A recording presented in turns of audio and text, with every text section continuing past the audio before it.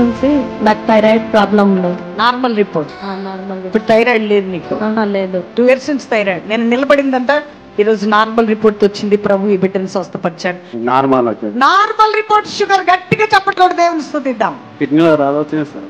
కిడ్నీలో ప్రాబ్లం లేచి నిలబడ్డారు. నిలబడ్డాక ఈ రోజు టెస్ట్కి వెళ్ళాం. ఏం రిపోర్ట్ వచ్చింది? ఏమీ లేదు. కిడ్నీలో స్టోన్స్.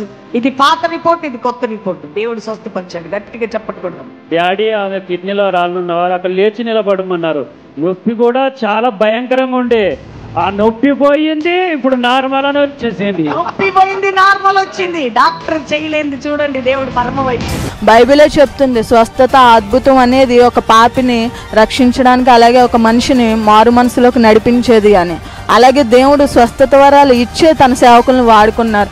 ఈ రోజుల్లో భూమిని తలకిందులు చేసే దైవజనులు ఇక్కడ కూడా ఉన్నారా అని దేవుని నిరూపించడం కోసం మమ్మీని డాడీని కూడా ఆయన వాడుకుంటూ ఉన్నారండి. ప్రతి ఒక్కరి మనసును తాకే విధంగా, ప్రతి ఒక్కరు మార్పు చెందే విధంగా ఇలాంటి సభల ద్వారా ఎంతోమంది పాపులు మారు మనస్సు పొంది దేవుని ప్రేమకు నేను దగ్గర అయ్యాను, అలాగే చాలా మంది దగ్గర అయ్యాను. నిజంగా నా హృదయంలో నేను ఎంతగానో ఆనందించున్నాను. కుటుంబంలో ఎవరిని ప్రేమించినా వారందరూ దూరం అవుతారు, కానీ దేవుని ప్రేమ మాత్రం మన ఎన్నడూ కూడా విడిచిపెట్టదని దేవుడు చెప్పిన మాటల ద్వారా నేను ఎంతగానో బలపడి ఉన్నాను.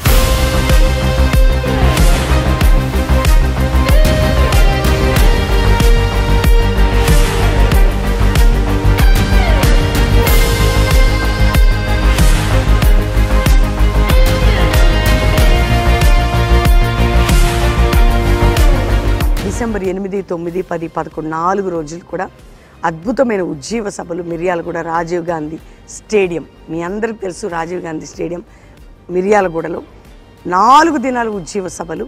మిర్యాలగూడ చుట్టుపక్కల ప్రాంతాల వారు ప్రార్థించండి. ఈ నెలలో జరిగే సభలని గొప్ప విజయవంతం చేయడానికి దేవుని సన్నిధిలో సహకరించండి.